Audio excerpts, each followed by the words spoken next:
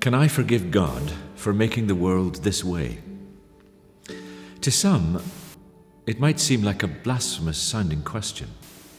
But then if you think about it, the Bible's full of blasphemous sounding questions.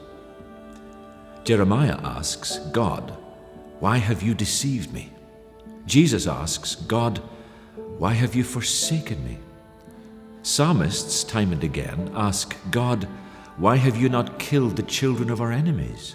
And Job asks God, "Why did you not blot me out at my birth?" Trouble and pain.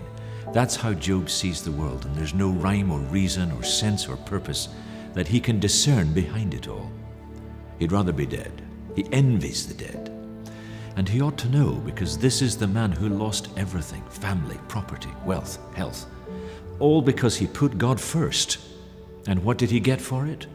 The only relief available for him is to scratch his boils with broken pottery.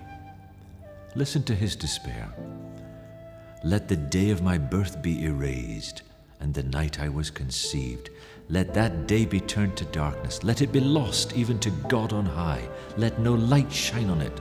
Let the darkness and gloom claim that day for its own. Curse that day for failing to shut my mother's womb, for letting me be born to see all this trouble." And this is his sad conclusion. "What I always feared," he writes, "has happened to me.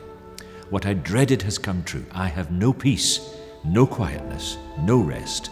Only trouble comes." Such a dark chapter. And it deliberately echoes the very first chapter of the Bible with its themes of light and darkness in Genesis chapter 1. But the conclusion is very different. God looked at the world then and said, "Oh, it's very good." Job looks at the same world and he says, "Oh no, it's very bad." He universalizes the suffering to include us all, just like Minhee.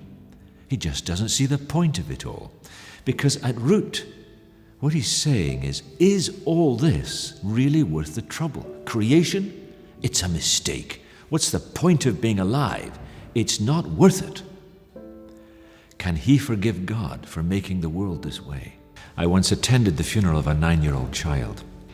Yes, we celebrated her life, rejoiced she was with God, but underneath, we were all thinking, "God, how could you let this happen? Her parents were so faithful. You could have intervened. You've got the power. Why didn't you use it?" Didn't seem fair. Didn't seem just. What kind of world is this, where God's faithful people love and cherish a child, and God can't or won't keep her safe from a terrible disease so that she can grow up to become a lovely adult? Can't even spare her from an agonizing, pain-filled death? Everybody at some point has these questions when following God seems to bring nothing but trouble, and the question wells up from deep inside. Why, oh God, did you make my world this way? And that quickly becomes, why, God, did you make this world this way?